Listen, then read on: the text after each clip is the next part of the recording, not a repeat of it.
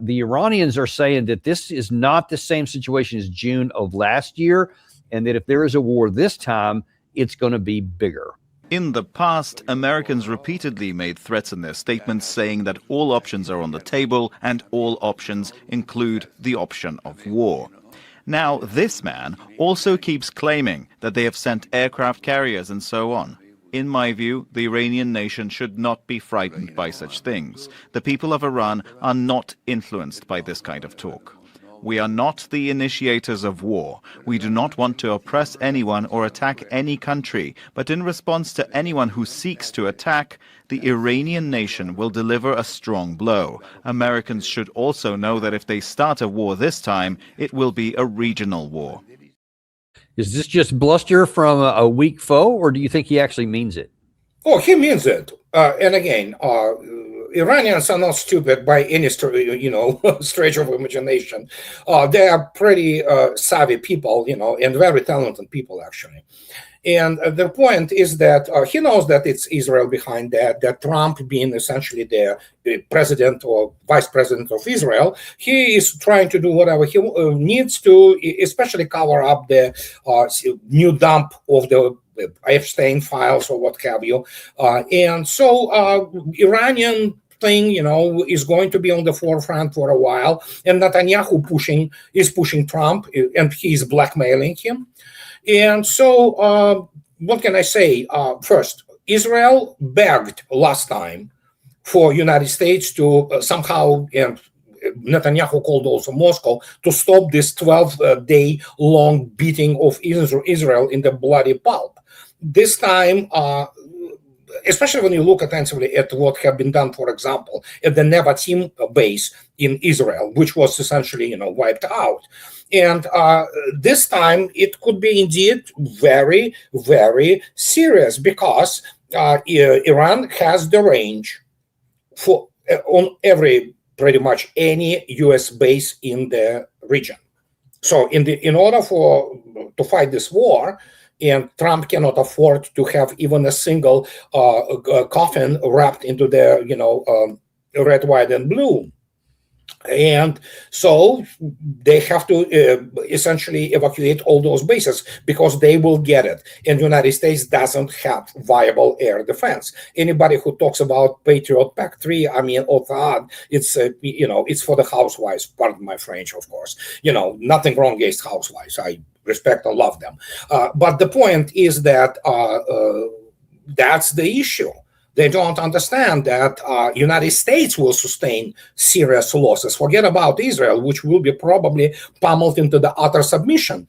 And it doesn't matter how many thoughts or whatever the remaining patriots they will put in, they will not be able to intercept the properly constructed or composed salvos, which will provide a variety of liquors being the missiles or any kind of projectiles which go through the air defense. And that will deal a serious damage, including, God forbid, there will be losses, there will be casualties, and they will be serious. So let me ask you something. There was earlier on Fox News today, there was someone who considers themselves an expert on this, Rebecca Grant. Gary, if you can play that one. We didn't talk about it earlier, but if we can pull that one up from this morning. She was laying out the argument that we have a tremendous amount of air defense power in the region. Iran is taking a really big risk because Trump's armada ensures that Iran basically has no military options left. And make no mistake, President Trump is ready for action. If they go, we know there's a pre-briefed target set. It's probably ballistic missile sites, maybe leadership targets. But right now, it is the pressure on Iran to agree to negotiations, which is what President Trump says he wants to do. Because you can see on this map, those assets are already in place. This is a massive amount of sea-based air and missile defense. There's also land-based missile defense, too. But you're looking at destroyers in the Eastern Med ready to do a nose-on shot against Iranian missiles or drones. Destroyers down in the Persian Gulf, more destroyers, and the aircraft carrier USS Abraham Lincoln over there in the NAG, the North Arabian Gulf. Incredible. This is like a golden dome of missile defense over our U.S. forces. Incredible. A golden dome over all Yeah, that country. yeah. What do you say to that? Well, she is, together with all those Rand Corporation, Lexington Institute for the Study of War. This is a this is a blob of the imbeciles with all nonsensical degrees in national security studies or what have you, political science, So all those bureaucrats who at some point of time worked in Congress, they have no freaking clue about what air defense is. They won't understand what are the coefficients of the coverage, what are the probabilities of the intercepts, which for United States air defense complexes like PAC is already stated. The deputy commander of the Russian airspace forces stated, PAC-3 cannot defend itself, forget about defending anything else. And again, even the previous generation of the ballistic missiles, which Iran has, many people throw this term like hypersonic. All ballistic missiles of the intermediate range are hypersonic, and some tactical ballistic missiles are hypersonic when entering atmosphere. So she's propagandist. And when you look attentively at this blob in Washington, D.C., majority of it are downright imbeciles. They don't understand what modern technological paradigm is. They don't understand how the real wars are fought. And as the result, go and ask anybody in Lexington Institute, or whatever, Rand. Do you know how salvo model actually works? Do you know what the embellished salvo equations are? Because they fit perfectly into their actually models of the air defense combat. They will know nothing because they drank this Kool-Aid from Ukraine that PAC-3 intercepted hypersonic weapons and things like that. Those people exist in the alternative universes. They don't have background in anything related to the serious military. And as a result, they go, folks, come on. I mean, they know Trump listens to them. So, and as a result, Trump watches folks. So they spew this BS, and people consume it. And what can I say? I'm not in the propaganda. My task is to show, okay, here is, for example, U.S. Navy. This is what is great, about it. This is where the strong points are, like U.S. Navy's, nuclear power submarine force, which is still top notch, world class, despite the problems with the nuclear deterrent. And so, but speaking about what? A SM-6 can intercept a Mach 12 maneuvering warhead from a ballistic missile? I don't think so. Well, see, here's the problem, Andrei, is that if it's just the type of Rebecca Grant, a talking head on Fox News or whatever, that's one thing. But just before we came on the air here, I talked to somebody who has access to some of the higher levels in the Pentagon, and I asked this question specifically about the air defense capacity in the event that Iran made good on its threat and did attack some of the U.S. bases. And he told me that a number of the senior military officials do not believe that the missiles can get through, that our air defense will be able to do, as Rebecca Grant said there. And then when these are the people that believe that in the Pentagon, and then they're briefing the president of the United States, he says stuff like this. Supreme leader today said that U.S. attack could spark a regional war. Giving you response to that? Why wouldn't he say that? Of course you're going to say that. But we have the biggest, most powerful ships in the world over there, very close, a couple of days, and hopefully we'll make a deal. If we don't make a deal, then we'll find out whether or not he was right. So you see, Trump sounds very cocky there. Yeah, we'll see if he's right about causing a regional war, because he's being told on the inside, not by the Rebecca Grants, but when he hears Rebecca Grant saying the same thing some of his generals are telling him, that can lead to some really bad decisions. Yeah, it can. But what can I say? I mean, but you're saying the realities are what they are. Take all the hyperbolic comments off. All there is a model, and we look at first. You don't have to go into differential equations and models which are based on that. You go to the simple arithmetic. Prosperity Guardian, how successful was the United States Navy essentially repelling backward, from the 1960s, those missiles and drones of Houthis? For crying out loud, Houthis, these are tribes in the mountains, and look what happened. essentially Houthis impose their basically conditions on this choke point, and that's it. United States Navy was essentially driven out of it. Right now, the Roosevelt carrier battle group is way out of the range because they afraid of the Iranian assumed anti-shipping missiles, which Iran has, and I think so they do have it, not just subsonic missiles. They have supersonic missiles, and evidently they're pretty good. I'm talking about anti-shipping missiles, and they have a range. So whatever happens there, and again, nobody knows what Iran has. Pure Pentagon generals, we saw their competence in 2023. It was United States which planned this. These are people who would be laughed out at the company level because they do not understand what real war is. They don't understand what sustainment is. They don't understand what strategy is. They are not taught this in the U.S. military educational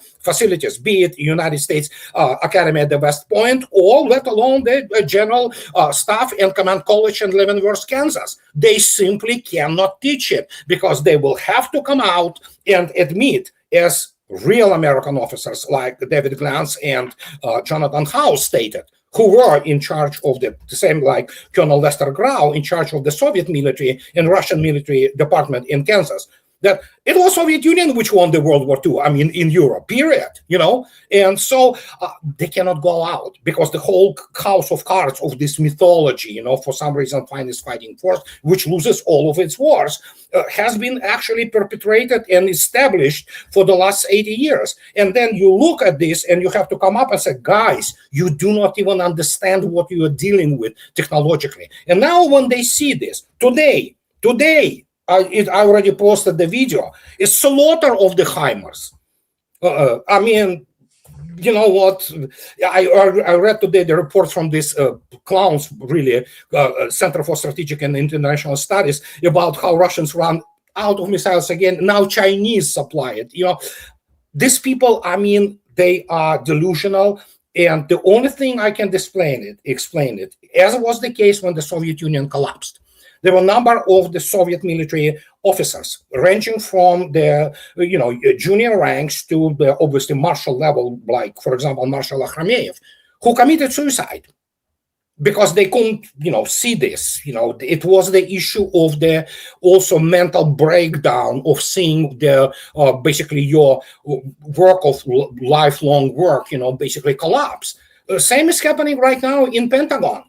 They sense it, but they cannot admit, guys, you're not even in the same league. You lost, they cannot understand how badly they lost the arms race.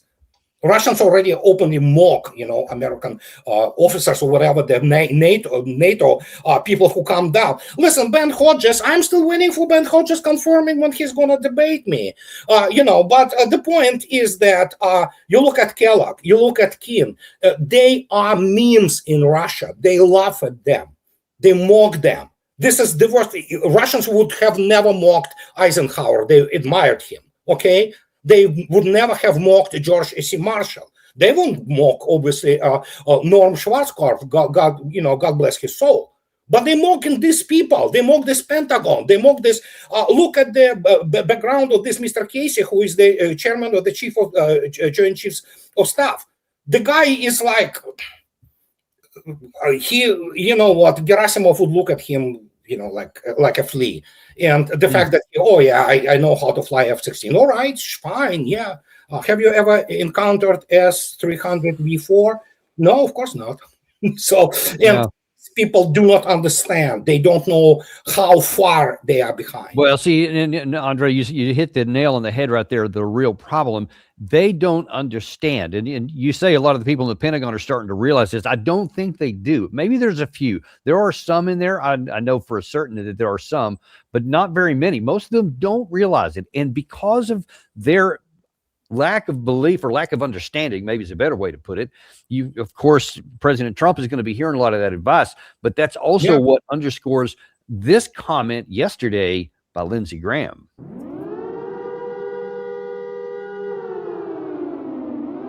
I think it's a defining moment in his presidency. Ronald Reagan went to the Berlin Wall and he said, tear down this wall. He didn't say, could you make it lower?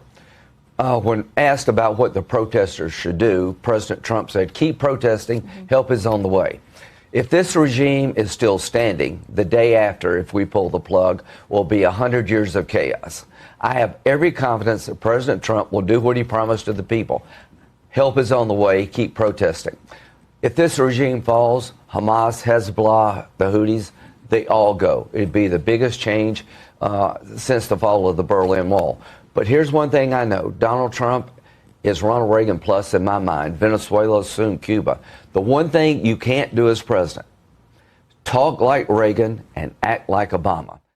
See, we know that Gary plays that warning sign there before we have Lindsey Graham up, because people understandably, kind of twitch at that kind of thing. But here's the thing, though. He believes that stuff. He is so emphatic about doing this because he thinks that the results in Iran will be the same as they were in Venezuela, that you can just go in and with impunity and do whatever you want. There's nothing that Iran can do. He thinks it's going to be June last year when we went in with the so-called Operation Midnight Hammer and virtually nothing was done. He thinks that's because they couldn't do anything more. Is he wrong? Of course he is wrong. And he's JAG. Not that he's really ever subjected himself to any kind of danger. He's a lawyer, okay? And he's a warmonger and most likely very corrupt. But he doesn't understand things. He looks at it as a lawyer, precedent law, so it happened once, then we can start projecting those things down the road. No, it doesn't work like this. Iran, unlike Venezuela, actually, Iran is the militarily capable nation, and it is actually tough nation. Everybody forgets they withstood Iraq, which was supported by them by the half of the world, including Soviet Union and the United States. And guess what? They held their own against them, and so what can I say? Lindsey Graham can exist in his alternative universe or whatever the universe he exists in. But yeah, that's the people. Again, look attentively at US Congress. Most of them are political scientists or lawyers. So, and how can you explain to any of them what real war is? They won't understand the first thing about the engineering aspect of all that, technological aspect. They believe in their own. And again, this is ridiculous. I mean, hey, if you're looking at the precedent, here's the war record of the United States. Primarily losing all of its wars.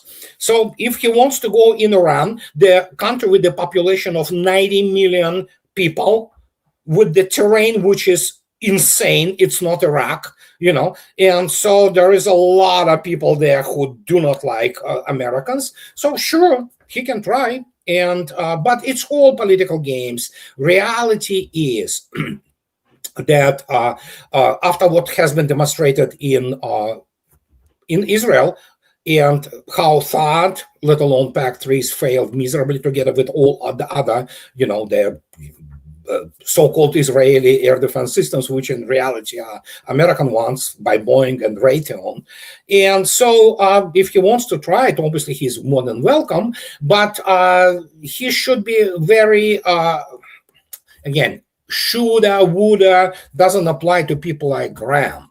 He knows. So let me ask you, regardless of what he thinks, what do you think, militarily speaking, looking at just the fundamentals, if the United States attacks Iran in any capacity and they respond back and they hit, we'll say, Al Udeid or any of these other bases that are in the area, the naval area at Bahrain, what would happen? What do you think would be the result on the ground? American casualties, and then Israel will be destroyed. That's all nearly destroyed. That's pretty much what is going to happen. And the issue here is how they can basically preserve the U.S. Navy's assets in the area. Obviously, the United States has Tomahawks, and many people do not understand. The United States has about 2,500 Tomahawks in general. It's the Block 4 and Block 5, which is still, I mean, it's a long range. It's about 2,000 kilometers. But the point is, for the country like Iran, 2,000 Tomahawks are nothing. And so they can still hit some political leadership, but the moment they begin to fly, there will be really, really serious repercussions for the liberal and fifth column in Iran. And after that, we might have only the hardening of the regime, if you wish. Because even if they kill Khamenei, okay, so what is going to happen? Well, he becomes a martyr. And Iranian people, they're courageous. I mean, they will fight back. How that will be happening on the tactical and operational level, I, of course, do not know. The only thing I can sit here and basically compare are the combat capabilities. United States compares not so much combat capabilities as much as the ability to basically incite fifth column and buy out some people through traitors, like it happened with Venezuela, who will sell them, regime or a specific president or what have you, or political top. So that's probably in work, but do not forget that the riots, which are the so-called protesters, in reality, it's, inspired sabotage by Israel and United States, failed. And that's suddenly changes the calculus, so to speak, of the events in the region. And again, Iran is a huge country. And it's 90 million population. You cannot just hit Iran and get out, So even this famous, I destroyed nuclear program of Iran, which now needs to be destroyed again. Remember when they flew this B-21, obviously it was settled between Iranians and Americans that, okay, let's drop some bomb and show, okay, wash our hands and get out. That's not going to fly if they really start attacking Iran. And I'm talking about the standoff weaponry. And then after that, I don't know. So it's difficult to predict. And again, I still do not have full understanding of the Iran's combat capabilities. Nobody does. Even some, we saw, how CIA failed time after time, especially with the special military operation. It's one of the most, shameful, unbelievable event, how they failed. And so we have to wait and see. I am not in the position. I'm not concerned. Yeah. Fair enough. Listen, in the last few minutes we have here, one other issue that has relations with Russia in our hemisphere, and that is with Cuba. Because for various reasons, whether it was Rubio or Trump or just the anti-Castro lobby that still exists in the Miami area, they are saying that they want to crush and destroy the government of Cuba, even if it takes all year. They say they want to cut off oil. They basically want to have an oil embargo and just destroy the communist government in Cuba. Russia, what does Russia think about? What is Russia's play on that? And do you think that the United States can succeed, short of military action, to take the government of Cuba down? I'm not sure what Russia has to do with Cuba. Obviously, Cuban-Russian relations, while still viable relations, and they exist, but it's nowhere near what it used to be during the Soviet times. And so once the Soviet Union collapsed, obviously the situation changed dramatically, and especially when Russians removed their radio, basically electronic warfare and listening outpost and Lourdes. So there is no real basing of Russian Navy or Soviet Navy anymore there, unlike it was during the Cold War. So it's difficult for me to say. I know that Zakharova mentioned it in a matter of fact that, Russia will not abandon Cuba. But the point is that it's all still has to be reviewed within the larger framework of what United States and Russia negotiate. And Russians know where and at what point United States are. That's the other thing. Can they remove regime? Probably, I don't know. Again, it's very difficult to say because this whole insanity is driven by Rubio, who is settling accounts, period. Simple as that. The guy is of Cuban descent. He is neocon, and so whatever he has in mind, and Trump obviously is not in the position to kind of cross him or stop him from doing things. But then again, it's classic Trump administration. Nobody knows what they are doing, And so can they? Probably, but I don't know. It's difficult for me to say. I'm not specialist in the region. Would Russia be willing to not use military power, but like economic power? Would they, if the United States cuts off the Venezuelan oil, would Russia consider keeping them alive, or is that something that Russia just wouldn't put any resources behind? Difficult for me to say, honestly. You need to really, it's the huge logistical, route, if you wish. It takes a long time to deliver anything to Cuba, and Russia is preoccupied now with the Eurasian affairs primarily. So will Russia do something again? Zakharov stated that Russia will not abandon Cuba. We'll see. I don't know what it means because I'm not privy to the essentially the decisions on the level of the foreign ministry. I know that there are some people who want to support Cuba, no doubt about it. And so we'll have to wait and see. Russians obviously can, it's not going to be Cuban Missile Crisis, okay? I don't think so. We don't have this circumstances anymore. It's completely obsolete paradigm. And so some delivery of oil, maybe, I don't know. Other than that, Russia can do very little to support Cuba, honestly, in present situation. So difficult for me to judge. And again, I'm not specialist in the Latin America and Caribbean basin, so to speak, other than the purely naval affairs. It's just to me as an American, it's just embarrassing that the big juggernaut of the United States wants to use its power to crush a little tiny neighbor who poses a threat to no one. That's just embarrassing on that route. But in any case, listen, we really appreciate you coming on today and providing such clarity, especially on what may happen militarily in the Iranian situation here. I don't think a lot of people are aware of that in the United States, that Iran is not as weak as commonly projected to be. And let's hope we don't have to find out, but we appreciate you coming on today. Thank you so much. My pleasure. And as a reminder there to Smoothie X12, Andrei has all kinds of great ideas and great points and things to talk about, especially with the European stuff. As he said, go to Smoothie X12 and you can find more of him there. In the meantime, we thank you guys for being with us today. Always a pleasure to have you with us, and we will look forward to seeing you on podcast, Spotify, Podcast Addict, anywhere you get your podcast. You can find us there as well, and we'll look forward to seeing you on the next episode of Daniel Davis Deep Dive.